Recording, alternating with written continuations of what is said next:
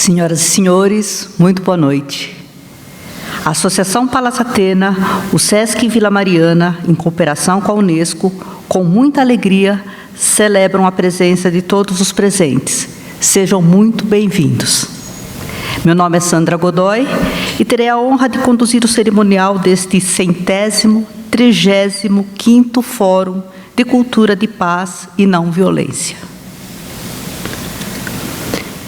Em sintonia com as pesquisas apresentadas recentemente em âmbito global, no Fórum das Nações Unidas sobre os Objetivos de Desenvolvimento Sustentável, nos debates do Sínodo de Roma e com a mobilização mundial em torno das questões climáticas que afetam a cada um de nós, nos aproximamos da natureza essencial à qual pertencemos e do imenso laboratório natural, o universo, buscando uma compreensão sobre os sistemas da Terra e do nosso cosmos.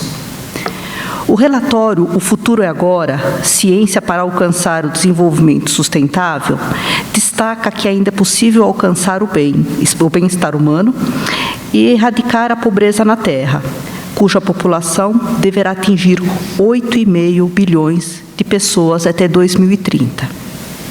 No entanto, afirma que isso somente ocorrerá se houver uma mudança fundamental e urgente no relacionamento entre pessoas e natureza.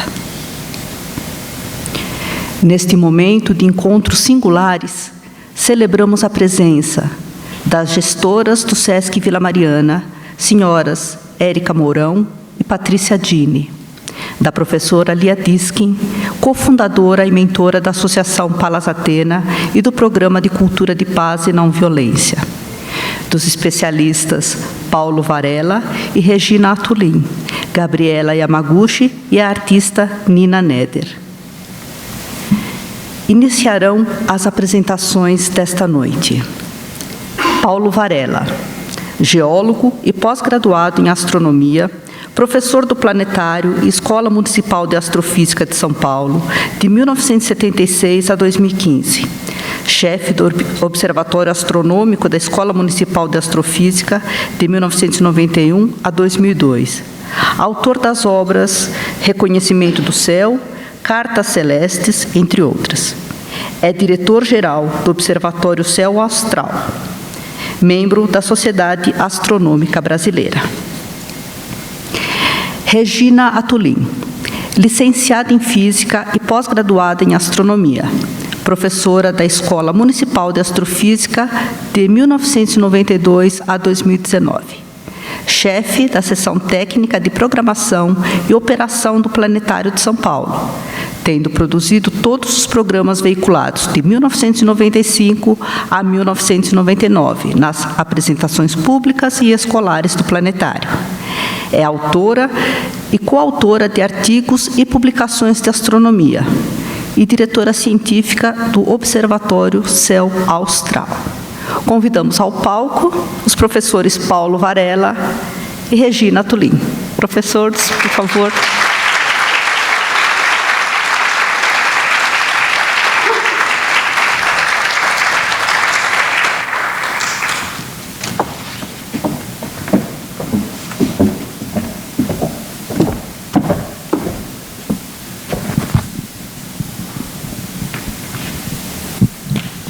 Boa noite. Primeiramente, antes de iniciarmos a nossa apresentação, eu gostaria de fazer alguns agradecimentos. Em primeiro lugar, naturalmente, a presença de todos vocês aqui nesta noite, um tanto quanto chuvosa, como pudemos perceber, né? Também gostaria de agradecer à Associação Palas Atenas, na pessoa da professora Lia, e também da Lúcia por esse convite. Também gostaria de agradecer a Gabriela Yamaguchi pela oportunidade de ouvi-la. E não por último, mas por fim, ao Sesc que nos abriga aqui na noite de hoje. Inicialmente, eu vou fazer um rápido preâmbulo para a gente se situar um pouquinho em relação àquilo que pretendemos apresentar a vocês. E na próxima imagem eu já vou sintetizar algumas das coisas que eu vou mencionar. Eu estou sem o controladorzinho do slide. Oi? Ali em cima?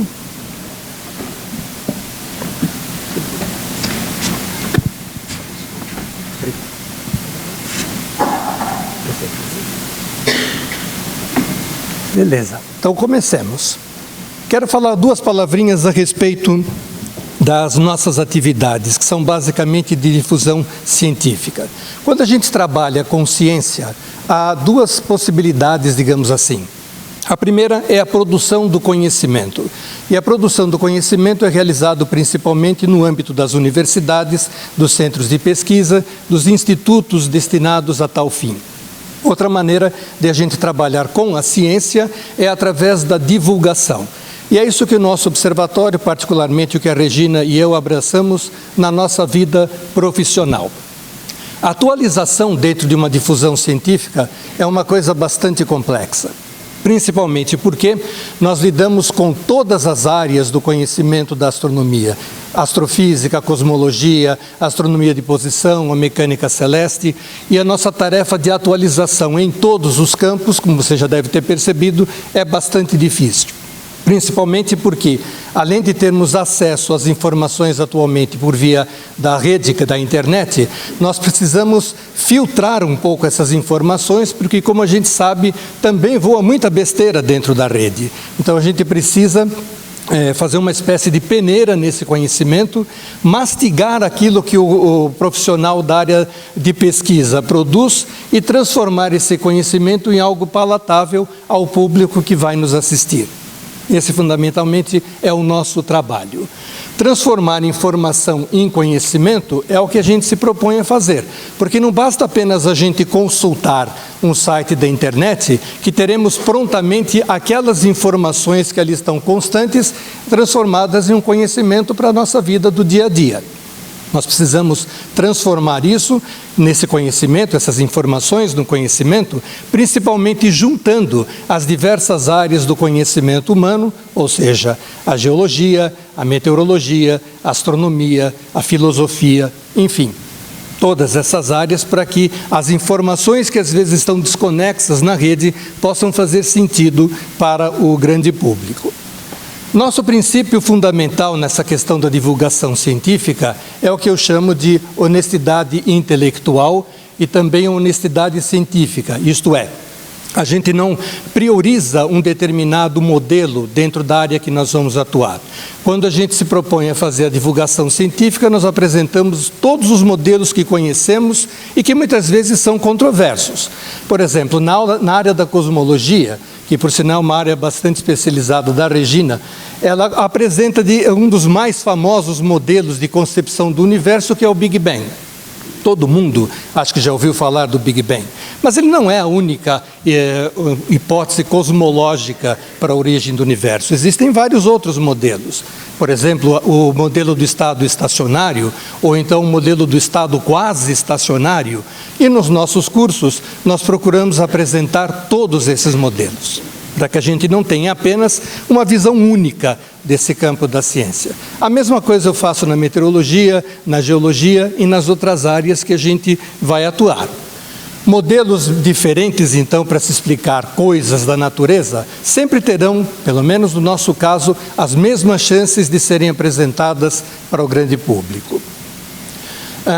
Isso, no nosso caso, eu creio que ajuda a desenvolver não só a visão intelectual das pessoas que nos acompanham, mas principalmente ajuda também no desenvolvimento, digamos, do conhecimento científico de um modo geral, sem que seja uma área exclusivamente priorizada. Eventualmente, quando a ciência é ignorada, ou eventualmente o método científico é convenientemente deixado de lado, surgem em alguns âmbitos da divulgação científica o que eu estou chamando, assim, por falta de uma palavra um pouco melhor, de um ativismo dentro da divulgação. Isso a gente não vê com muito bons olhos, porque, na verdade, a gente quer ampliar o leque de conhecimento das pessoas, para que todos possam ter a maior quantidade de conhecimentos possível e formar, a partir disso, uma imagem do universo que tenha, digamos, eco com o seu interior. Essa seria a nossa grande finalidade. E dentro desse 135º Fórum, nós trouxemos um tema que é bastante amplo. Nós teremos, digamos, uma tarefa hercúlea, usando um dos personagens da nossa mitologia.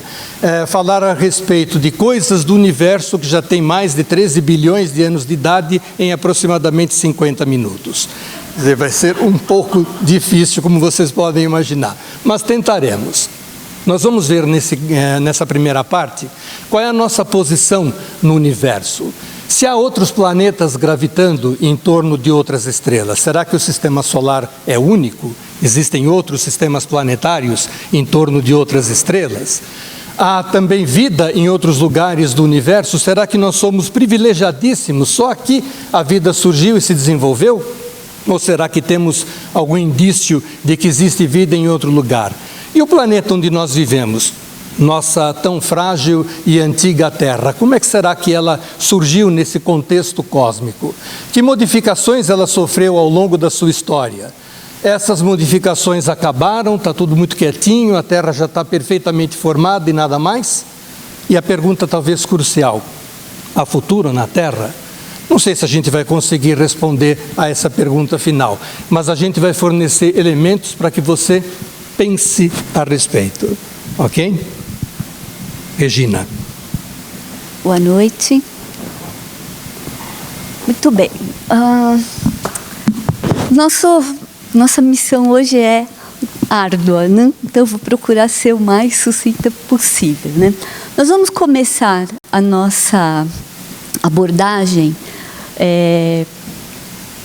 observando a nossa casa no universo. Então, eu pediria, por favor, para...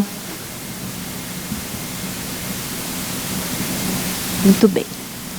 Se for possível dar uma diminuidinha na luz, essa é uma representação, né, da nossa galáxia, né, o lugar onde a gente habita aqui no universo. Evidentemente que isso não é um vídeo real, né? Nós não temos condições de observar a nossa casa de fora. Então, isso é o quê? Uma concepção artística baseada nas bilhões e bilhões de galáxias que existem no universo. Acho que eu vou ter que esperar. Muito bem. Como eu falei, né, no universo existem bilhões e bilhões de galáxias, aí, muitas delas com esse formato espiral.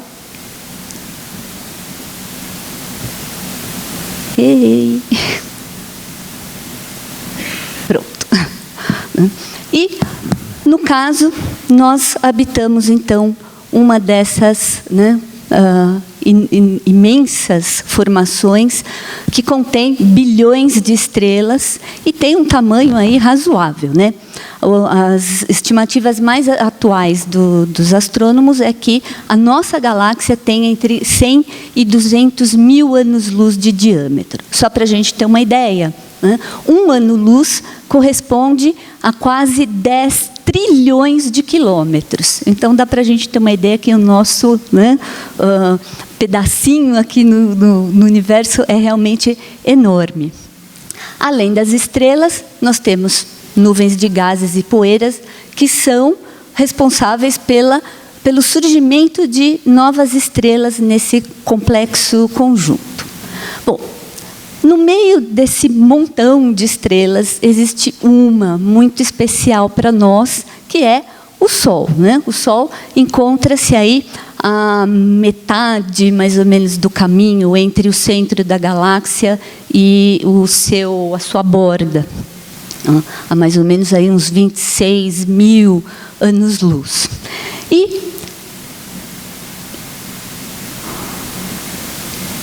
Para lá, sempre esqueço. Né? Em torno do Sol existem aí planetas, né? Sendo que nós estamos no terceiro planeta por ordem de distância ao Sol. Então, essa imagem é a parte principal do sistema solar, né? A parte que contém a quase totalidade da massa do sistema. E nós estamos, então, aí a uns 150 milhões de quilômetros do Sol. Agora, o Sol com os planetas é o único sistema planetário que a gente conhece? Hoje em dia, não, né? Até 1994, nós não tínhamos ideia de que existissem outros sistemas planetários como o nosso na nossa galáxia. A partir de 1995, isso mudou com a descoberta do primeiro planeta que orbitava uma estrela que não o Sol, né? E hoje a gente chama esse astro de exoplaneta. Então, o que é um exoplaneta? São planetas que giram em torno de outras estrelas que não o Sol. Muito bem. A partir, então, de 1995, o número de exoplanetas conhecidos foi aumentando e a gente chega, então, em 2019, com um total aí de mais de 4.000 exoplanetas conhecidos. E esse número está distribuído aí por cerca de 3.028 sistemas planetários. Então, o nosso horizonte, né, ele se ampliou muito nesse sentido. Saímos de uma situação em que éramos os únicos na galáxia, e hoje, então, a gente tem aí mais de 4.000 planetas espalhados aí pela galáxia. Só que esse espalhado é relativo, né? Na verdade, esses 4.000 planetas, eles estão nessa região laranjinha que a gente está vendo na figura. Uma região que tem um diâmetro ali, em torno do sistema solar, de uns 600 anos-luz, mais ou menos, e aquele rabinho em torno de 3.000 anos-luz. Então, o que a gente percebe? Que essa enorme quantidade de exoplanetas, né, que nós conhecemos hoje, se encontra numa região extremamente pequena da galáxia. De modo que a gente tem ainda muita coisa aí para descobrir, né? Desses mais de 4.000 exoplanetas, a gente conhece, né, que 55 deles são potencialmente habitáveis. O que significa potencialmente habitáveis? Significa que são planetas que têm condições de abrigar a vida complexa como a gente conhece. Não significa que eles sejam, de fato, habitados, né? Isso a gente nem tem ideia ainda, né? Mas, logo, logo, acho que a gente vai conseguir. Muito bem. Agora, o que torna um planeta potencialmente habitável? Porque a ideia que eu estou querendo passar para vocês é justamente essa. São milhares de planetas, mas, até agora, a gente não conseguiu detectar nenhuma forma de vida. Então, ao mesmo tempo que encontrar planetas na nossa galáxia parece ser uma coisa comum, né, a gente encontrá-los, a gente não encontra vida. Então, a pergunta que não quer calar é essa, né? O que torna um planeta habitável? Muito bem. Duas coisas são fundamentais para a gente encontrar planetas na nossa galáxia, e por isso que naquela figura anterior a gente tem aquela regiãozinha sendo monitorada, sendo mapeada. A gente precisa, para encontrar vida complexa, ter um lugar que tenha elementos químicos complexos, né? Aqueles elementos da tabela periódica, e tem muitos prótons, né? Elétrons, carbono, oxigênio, fósforo, né? Como nós vimos no vídeo, enfim, nitrogênio, etc. Mas, ao mesmo tempo, a gente não pode estar numa região da galáxia que sofra muitos eventos catastróficos, né? Dessa maneira, quando a gente mapeia, né, essas duas condições, a gente vai perceber que o lugar ideal para a gente encontrar essas condições é nessa região, né, verde, nesse anel verde, onde a gente encontra lá o Sol também. Né? Então, muito próximo do centro da galáxia, a vida teria dificuldades de se desenvolver por causa da grande quantidade de eventos catastróficos que ocorrem naquela região. Por exemplo, explosões de supernova, explosões de raios gama, enfim. Né? Esses eventos, eles emitem uma quantidade muito grande de radiação ionizante que prejudica o desenvolvimento da vida. Em contrapartida, muito na borda da galáxia, a gente tem o problema de que esses eventos são muito raros e a formação de elementos químicos complexos dependem desses eventos catastróficos de explosões de supernovas. Então, se você não tem muitos eventos desse ocorrendo na borda, você vai ter pouco material complexo. E, assim, a existência de vida se torna mais difícil. Né? Então, essa região, ela é uma região mais propícia, digamos assim, para a gente encontrar, né, vida. Agora, mesmo que a gente encontre, né, mais de 4.000 planetas que estão nessa região, eles não necessariamente terão todos condições de abrigar a vida. Por quê? Porque a gente ainda precisa de outras condições para serem satisfeitas, né? Por exemplo, os planetas, eles não podem estar orbitando estrelas muito grandes. Por quê? Porque estrelas que são muito grandes, né, quando eu digo muito grandes, não é só em termos de volume, né, de tamanho, mas em termos de massa. Essas estrelas, quanto maior é a sua massa, elas duram menos tempo, né? Parece até um contrassenso, mas quanto maior é a massa de uma estrela, menos tempo ela dura. E a gente sabe que a vida, como nós conhecemos, ela exige, né, um tempo muito longo para se desenvolver. O Paulo vai falar um pouquinho disso quando ele falar da origem da Terra. Então, não adianta a gente encontrar planetas em torno de estrelas muito massivas, que esses planetas eles não vão conseguir ter tempo hábil até essa estrela desaparecer para que a vida se desenvolva. Então, a gente vai eliminar, digamos assim, os planetas que giram em torno de estrelas muito grandes. Vamos dar preferência para as de baixa massa. Bom, o que eu quero dizer com baixa massa?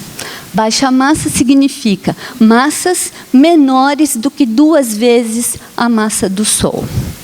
Por quê? Porque para estrelas que tenham 2 vezes a massa do Sol, essas estrelas elas duram aí alguns bilhões de anos. E em alguns bilhões de anos a vida consegue se desenvolver. Tá? Além disso, a gente precisa ter as substâncias complexas, né?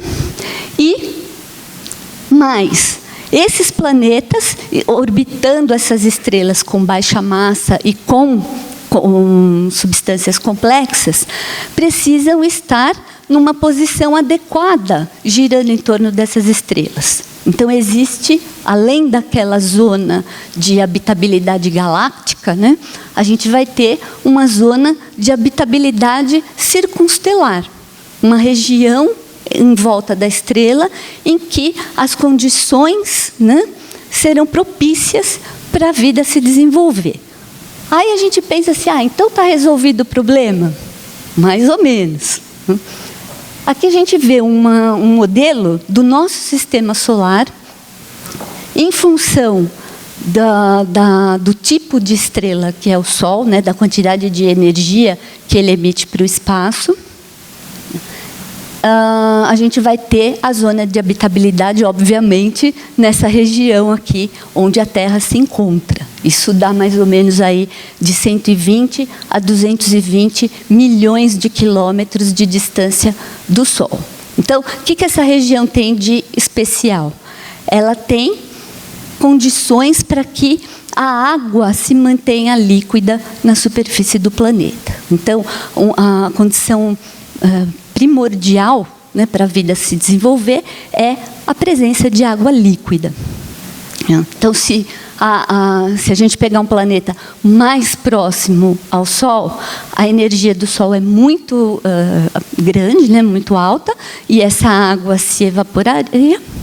E, no caso, se o planeta está muito distante do Sol, a água congela e não dá para permanecer no estado líquido na superfície. Então, a gente vai restringindo, né, os planetas em torno das estrelas.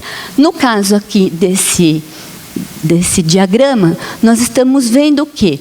Que a zona de habitabilidade ela varia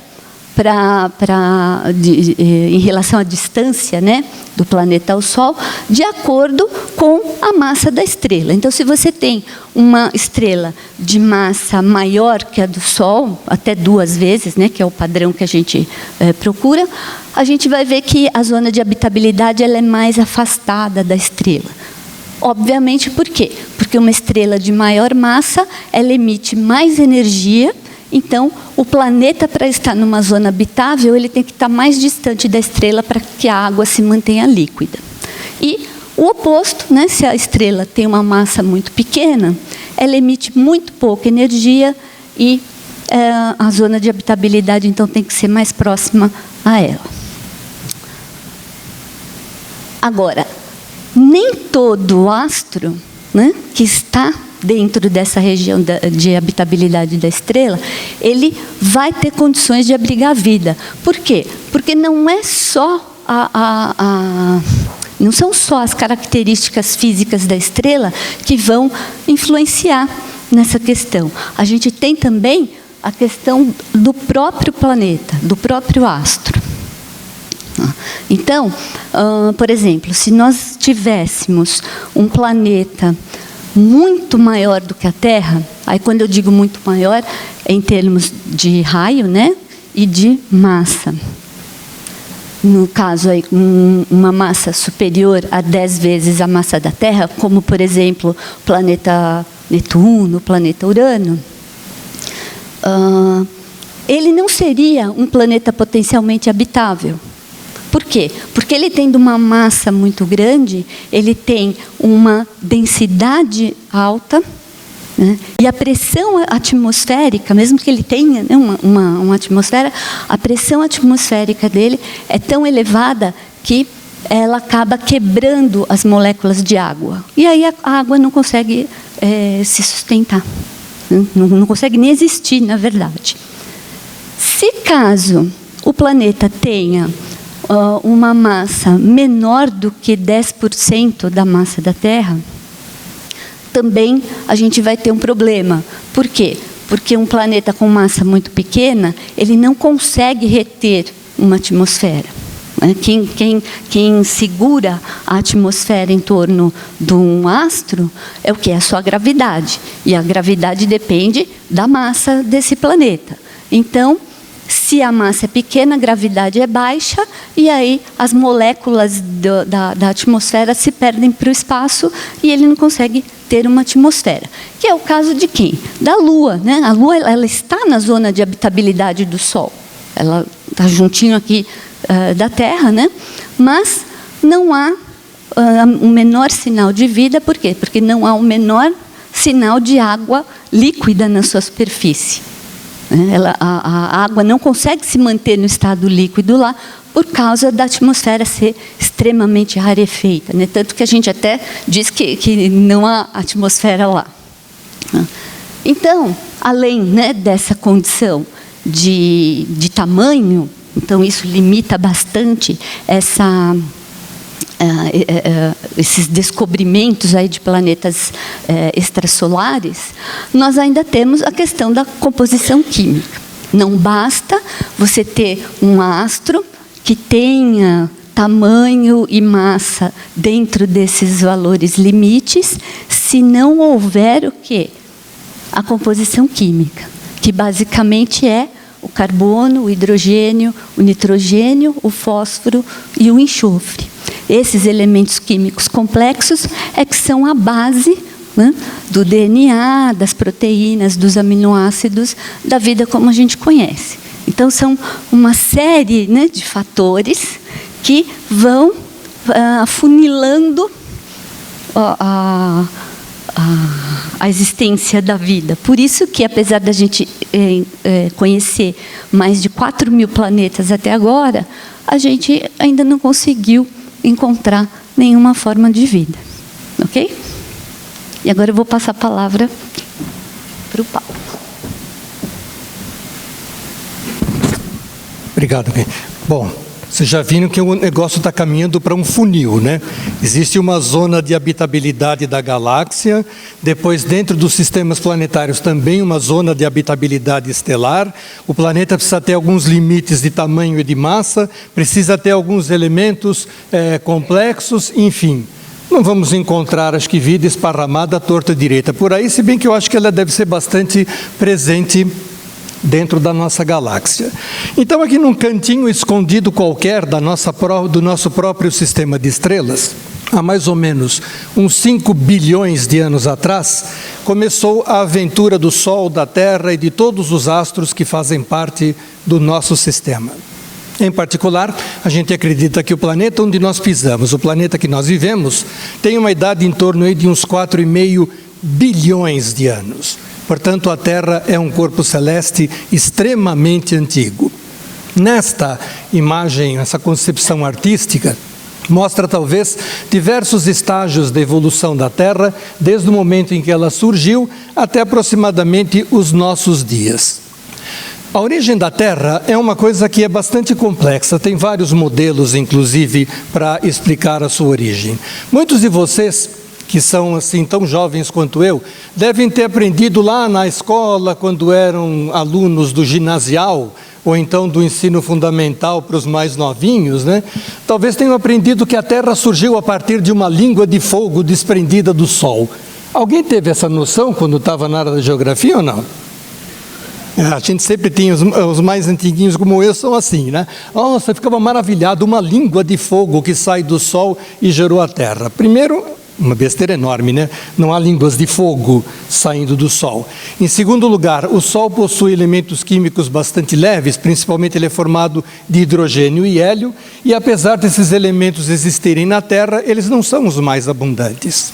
Portanto, essa história da Terra ter se desprendido do Sol é uma coisa um tanto quanto estranha. Hoje em dia, a gente trabalha com um modelo, um dos muitos, por sinal, um modelo bastante interessante que faz, digamos, uma descrição da origem da Terra através de uma origem fria. Como assim, uma origem fria? Imaginamos que há mais ou menos uns 5 bilhões de anos atrás, no lugar onde hoje se encontra o Sistema Solar, havia uma enorme nuvem de gás, aquilo que os astrônomos chamam geralmente de nebulosa.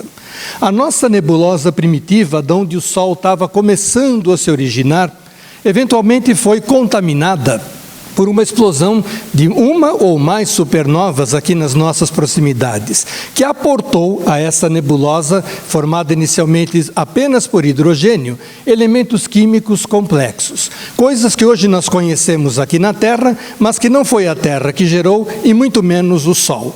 Todo mundo conhece, por exemplo, elementos como o ferro, o enxofre, o cálcio, o bário, ouro, prata, platina, todos esses elementos químicos estão presentes na Terra, sim? Sim, a Terra não os formou, o Sol também não os formou. De onde veio esses elementos químicos que hoje estão aqui? Vieram dessas explosões estelares que devem ter ocorrido nas proximidades dessa antiga nebulosa solar e que felizmente contaminou essa nebulosa e por isso o planeta Terra pôde surgir e posteriormente nós também.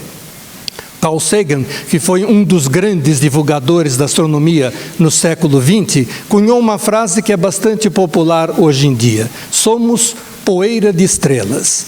Isso não é apenas uma frase poética, uma coisa filosófica, é uma realidade.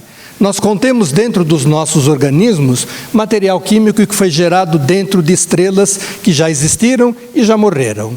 Então, nossa ligação com o cosmos é muito mais forte do que simplesmente uma mera frase para causar efeito. Nós realmente temos matéria interestelar dentro do nosso corpo e, por isso, nós somos filhos das estrelas. Acreditamos que nessa primitiva atmosfera solar já contaminada por esses elementos químicos, surgiram algumas partículazinhas sólidas que nós chamamos de planetesimais. Esses planetesimais orbitavam esse Sol que estava começando a se formar, e à medida que eles caminhavam em torno do Sol, eles acabavam colidindo uns com os outros. Essas colisões produziam aumento de temperatura nesse corpo que estava se gerando a partir das colisões, desde que elas não fossem inelásticas. O que eu quero dizer com isso? Se duas partículas se chocam elasticamente, elas vão bater uma na outra e vão se afastar. Isso não importa para a formação de planetas. O que importa é que essas partículas colidam e fiquem juntas, formando então um corpinho maior. Esse corpo resultante da aglutinação desses dois pequeninos planetesimais. Tudo bem até aí? Então imagina, um planetesimal sozinho não faz verão, mas se juntando a um segundo planetesimal já é um corpinho maior, tem mais gravidade, pode atrair um terceiro companheiro, um quarto, um quinto. Então, à medida que essas colisões vão ocorrendo, conforme esse corpo vai lentamente crescendo, primeiro, o planeta vai se desenvolvendo e dessas colisões, a energia de movimento que eles tinham anteriormente se transforma em energia térmica. A Terra nasceu fria e começou a se esquentar progressivamente. Foi se esquentando, até que a temperatura foi suficientemente alta para que aquela matéria que estava colidindo dos planetesimais se fundisse. E a Terra se tornou, então, um corpo plástico, quase em estado líquido. Será que precisaríamos de uma temperatura assim extremamente elevada para que isso acontecesse ou não? O que vocês pensam a respeito? A princípio parece que sim, né? Precisariam ter uma temperatura altíssima. Mas lembra que os nossos vulcões trazem materiais do interior da Terra até a sua superfície? E esses materiais estão submetidos a temperaturas de 800, 900, 1000 graus Celsius. Então não são coisas assim extremamente elevadas. São altas para o nosso padrão do dia a dia, mas são perfeitamente possíveis no âmbito da formação de um sistema planetário, como a gente está vendo. No momento em que houve essa fusão de todo esse material, ocorreu no nosso planeta aquilo que os geofísicos chamam de diferenciação química, ou seja, os elementos químicos mais pesados nessa massa em fusão caminharam para o interior da Terra, enquanto que os elementos químicos mais leves permaneceram à superfície. É o que aquele diagrama ilustrativo ali em cima procura mostrar.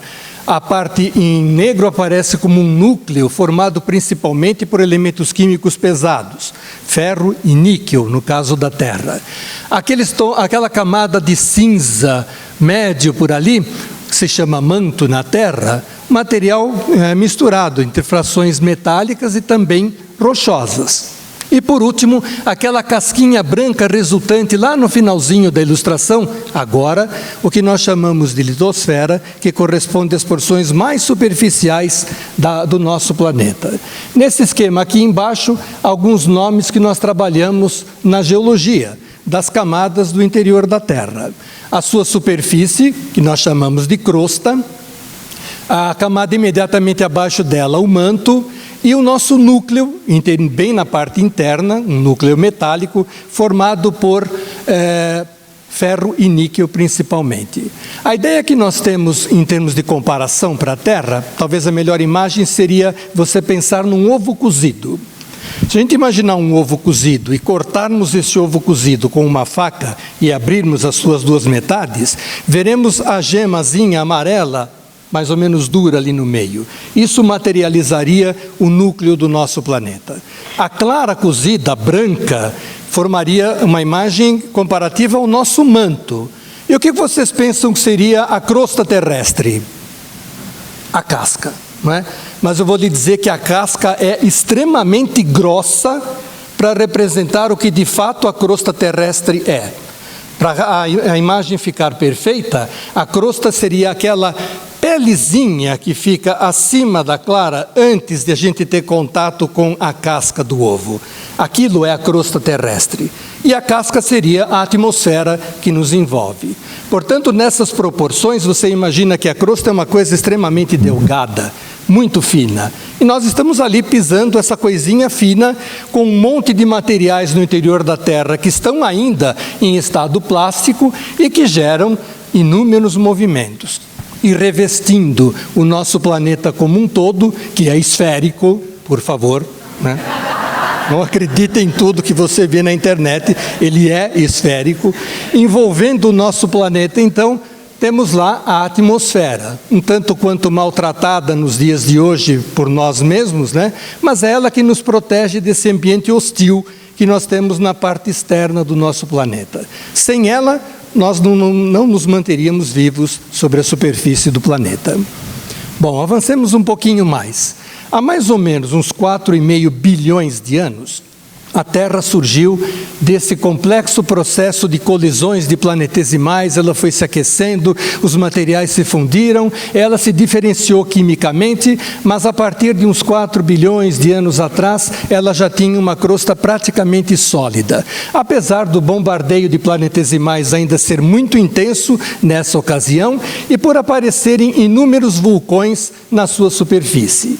Se a gente pudesse voltar no tempo e olhar por uma janelinha para esse planeta, e se eu fizesse essa pergunta, há futuro na Terra? O que você poderia me dizer?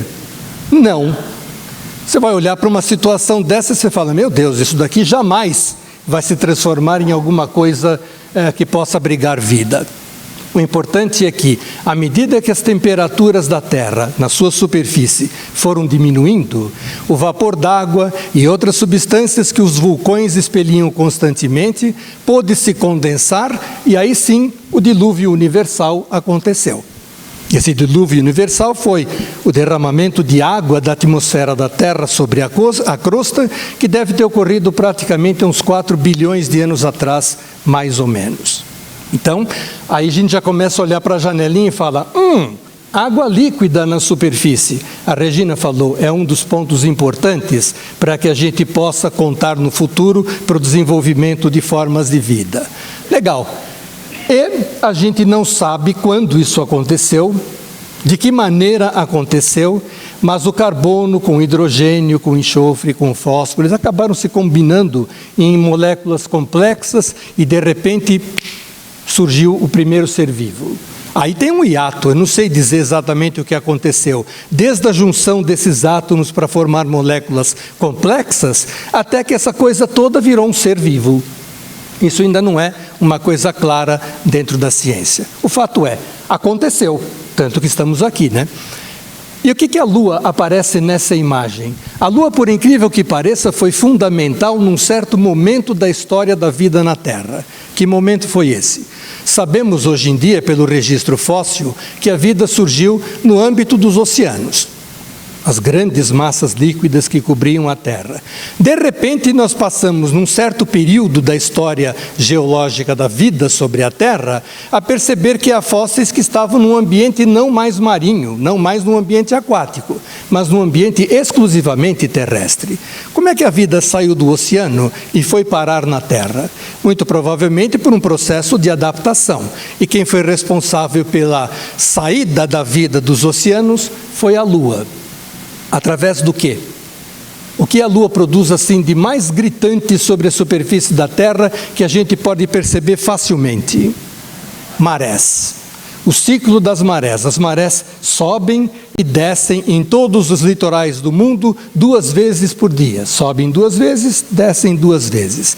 Se você estiver olhando a areia da praia, você vai ver que a água vem até um certo ponto no nosso litoral, durante a maré alta. De repente, quando a maré começa a baixar, a água recua, vai lá para longe, e isso fica numa espécie de movimento em sanfona. Vai e volta constantemente. Então, alguns desses seres vivos, quando a maré sobe, devem ter sido levados até aquela nova linha de praia. Quando a maré recua, muitos voltavam, mas outros ficavam ali, naquele intervalo entre a maré alta e a maré baixa. Muito provavelmente, a partir daí, com o processo evolutivo, eles começaram a adentrar pelos continentes.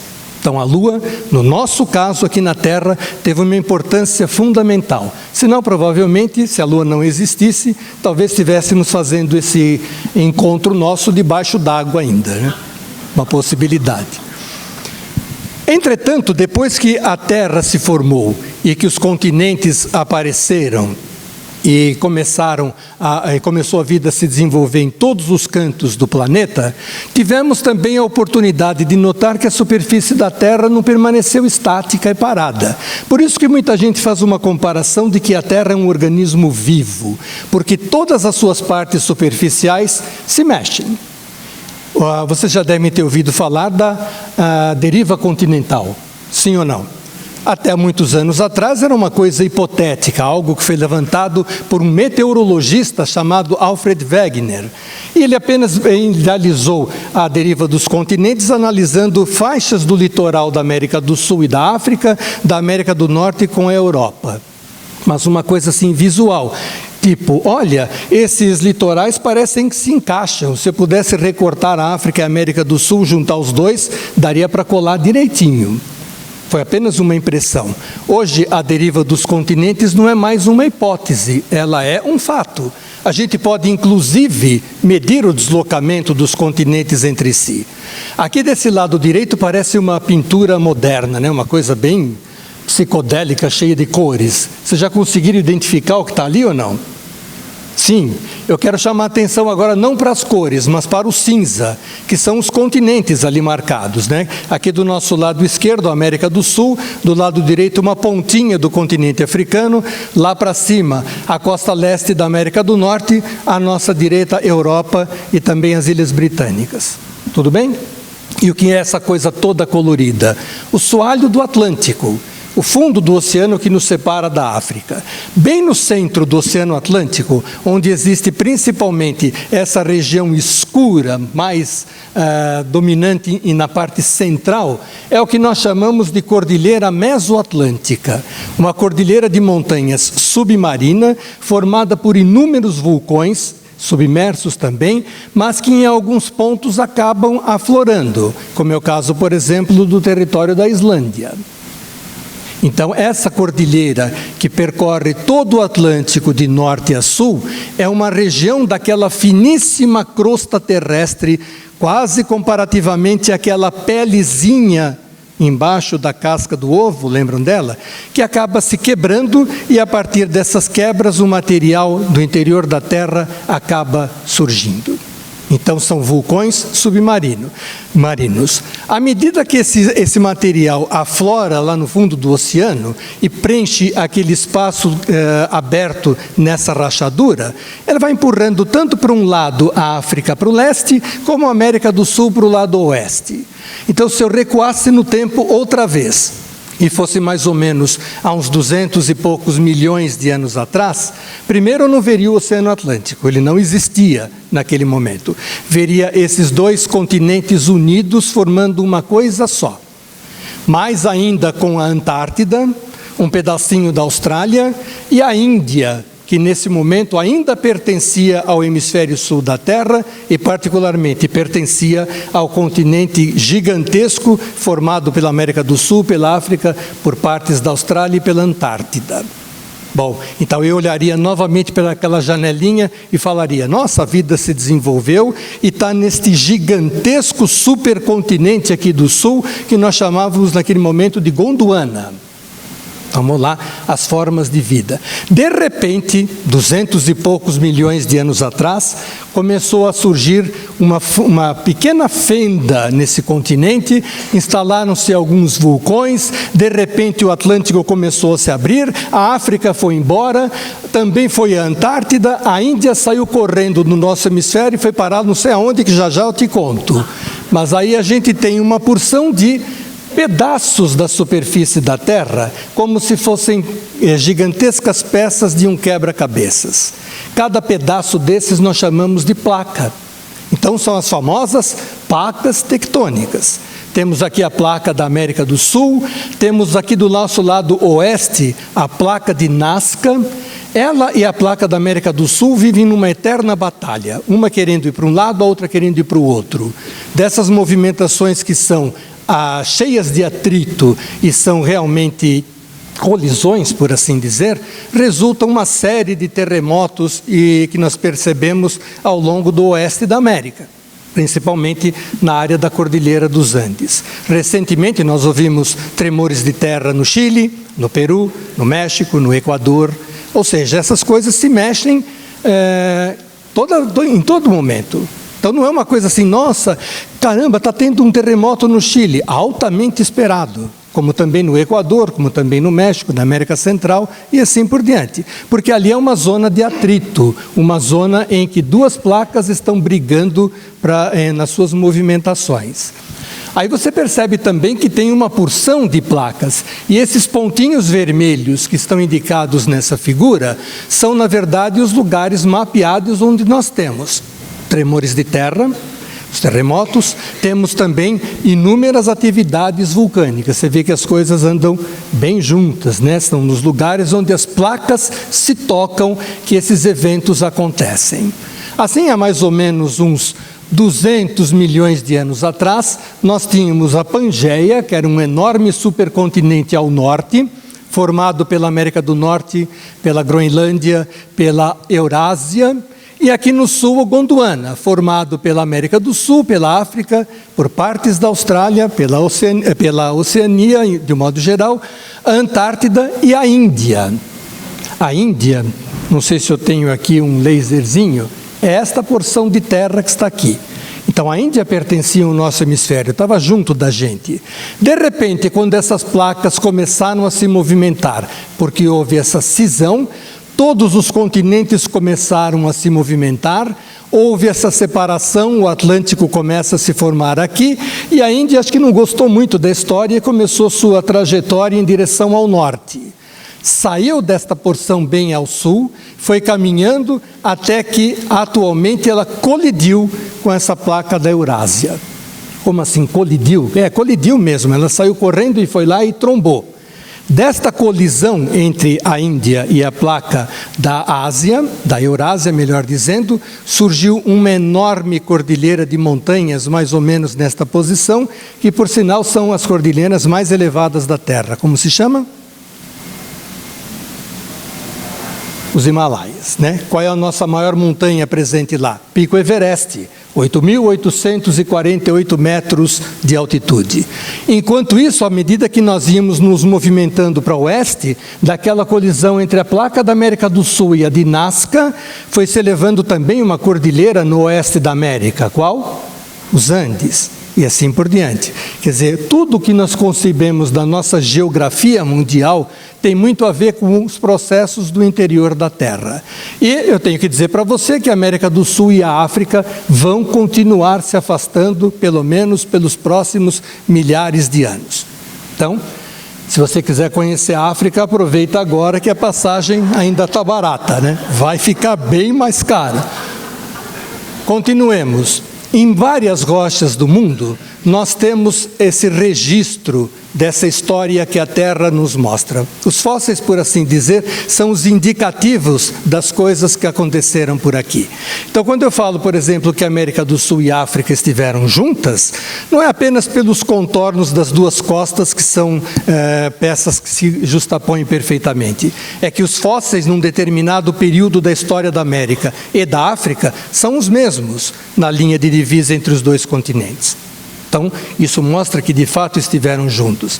No momento em que o oceano se abriu, os continentes se afastaram um dos outros, geraram-se pequenas porções com ambientes de desenvolvimento para a vida diferente. Então, a vida evoluiu de uma maneira na América do Sul, evoluiu de outra maneira no continente africano. Os fósseis, depois da separação, não são mais iguais. São de acordo com os ambientes onde eles se desenvolveram.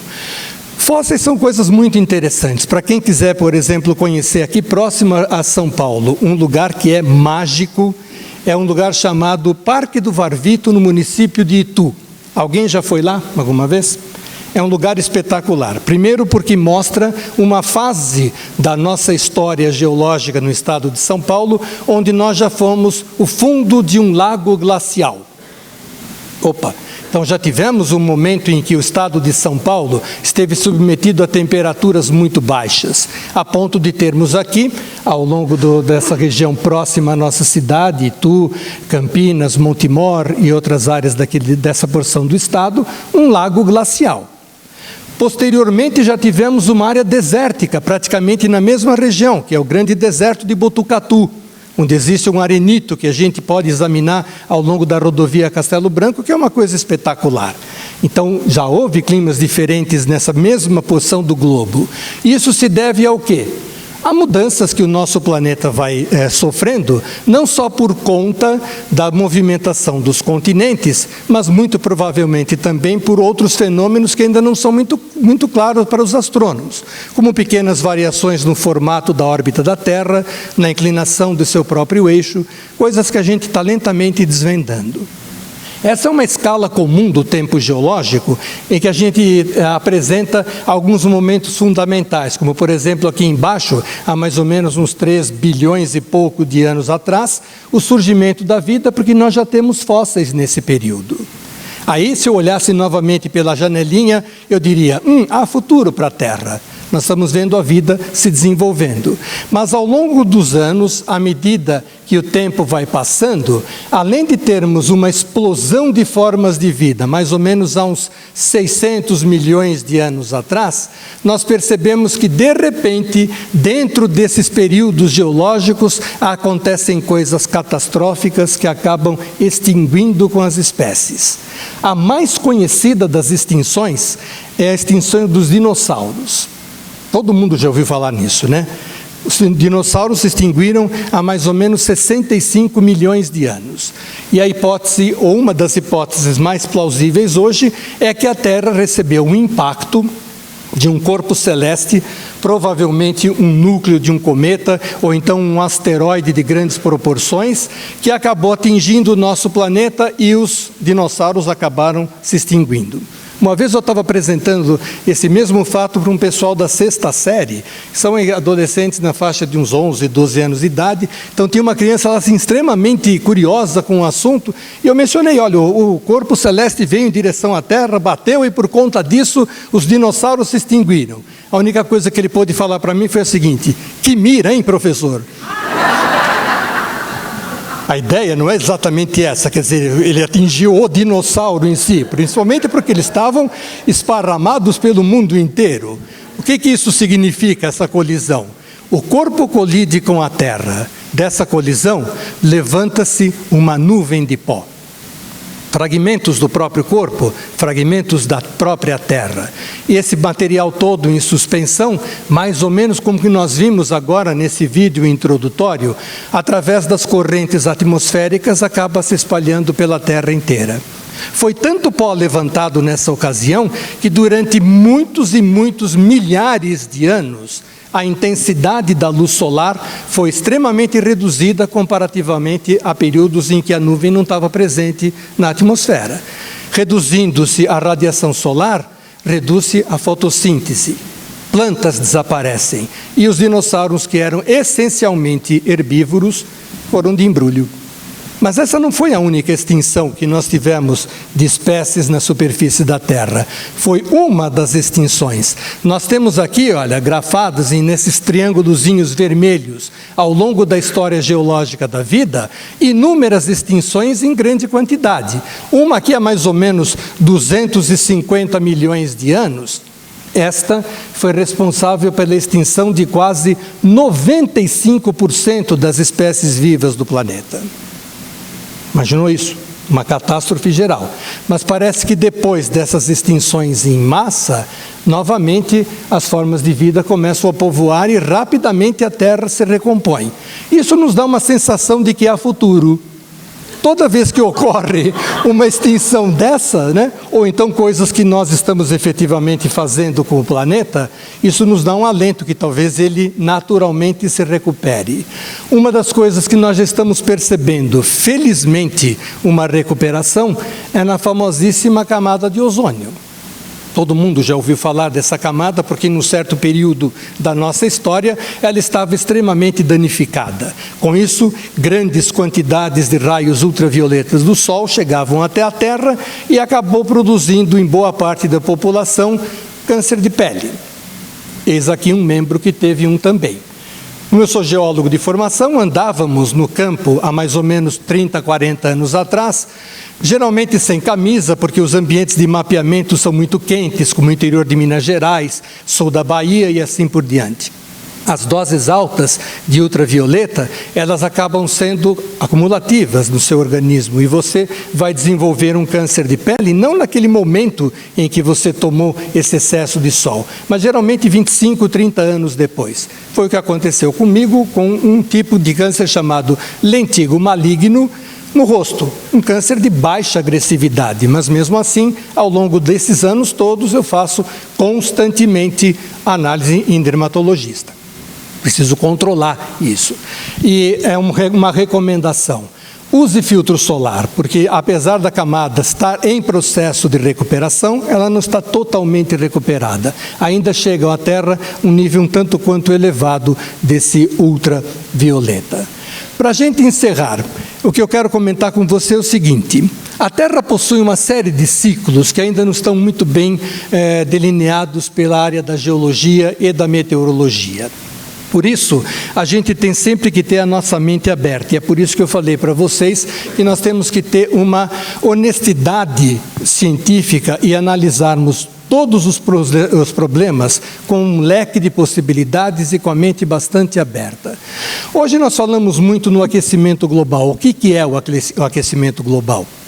É uma detecção de um aumento na temperatura média da atmosfera da Terra com o decorrer dos anos. Então, é uma coisa que está, de fato, ocorrendo. A gente percebe, muitas vezes, até no nosso dia a dia. Eu sinto muito mais calor hoje do que eu sentia alguns anos atrás. Na minha infância era assim, hoje é assado.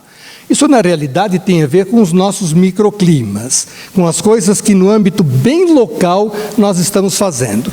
Então, se eu for comparar o microclima da cidade de São Paulo na época que eu era criança, claro que ele está totalmente diferente do que ele é hoje.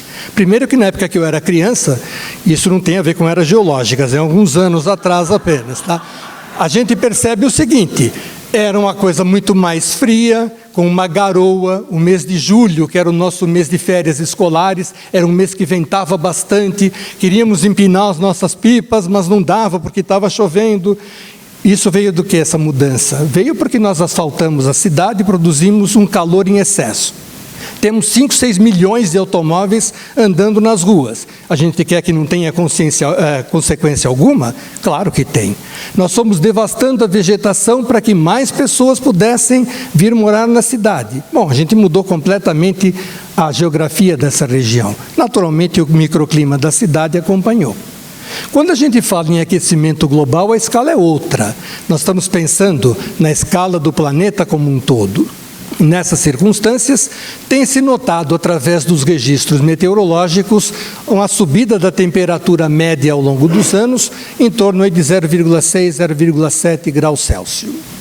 É lógico que é uma coisa bastante preocupante, mas isso já ocorreu no passado? Geologicamente falando, sim.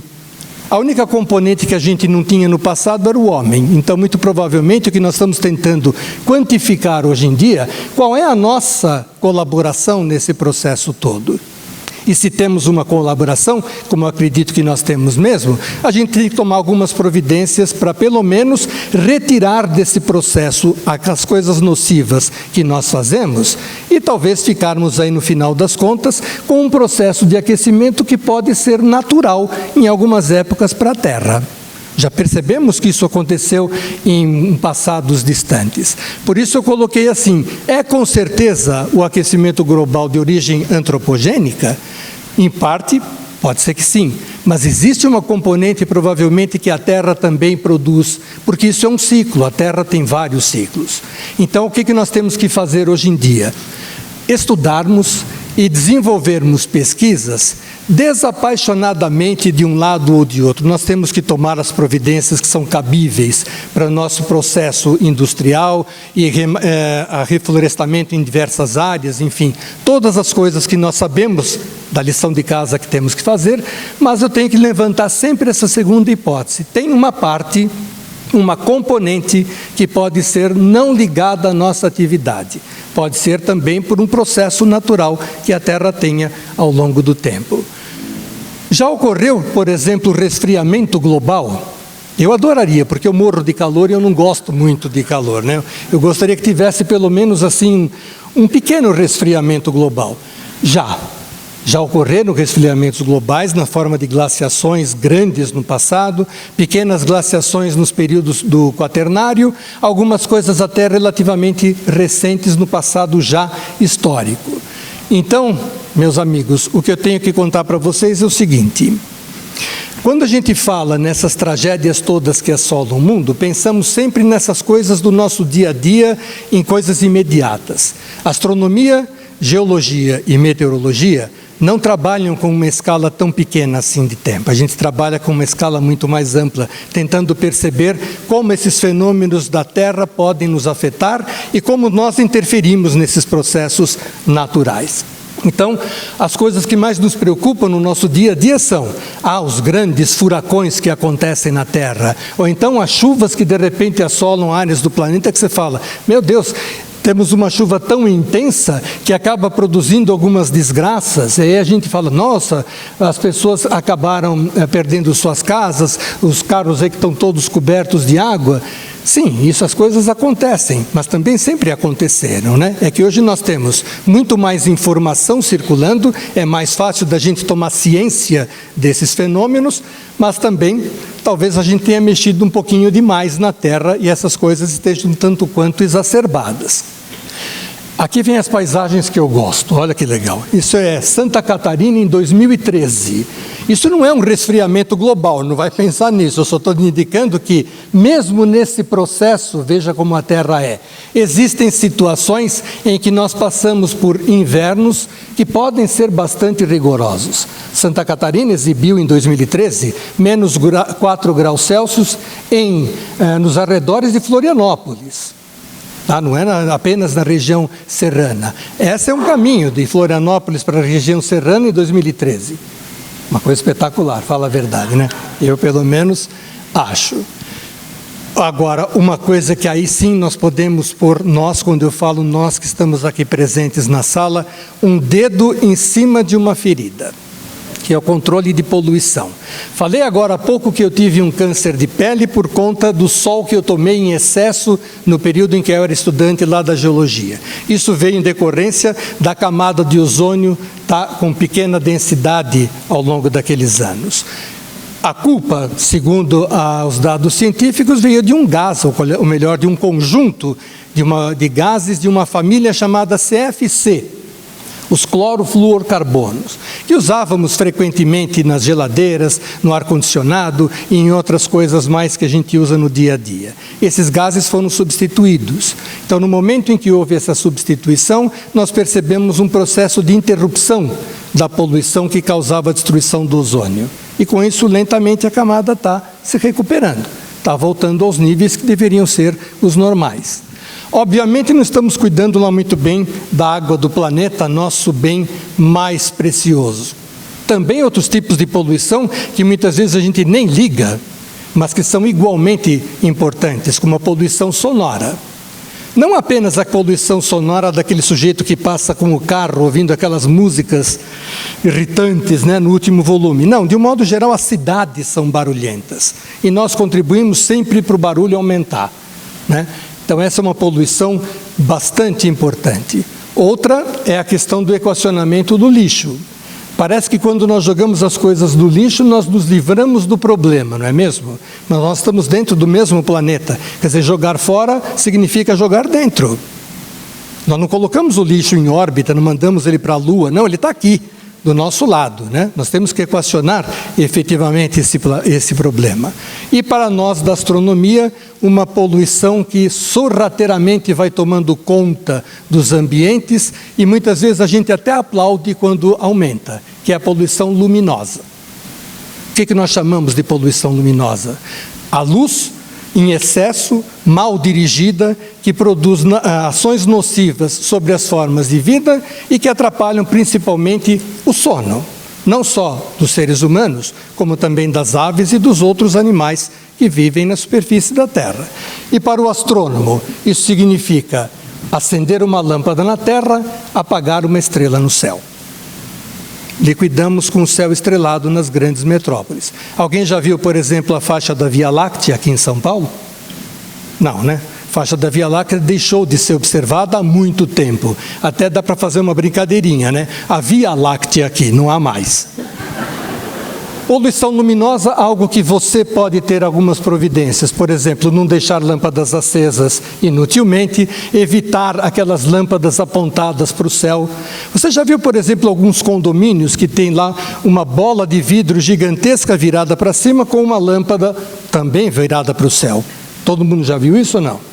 É uma coisa importantíssima se nós voássemos, né? Se eu voasse, você também, quer dizer, tem aquela lâmpada acesa, eu não ia bater em você em pleno voo. Mas nós andamos na Terra, por que eu vou iluminar o céu? Principalmente porque embaixo do soquete tem lá aquela arandela e lá embaixo está escuro, que é onde a gente precisa andar. Então é uma iluminação muito mal feita, né? E com isso nós temos um desperdício de energia fantástico.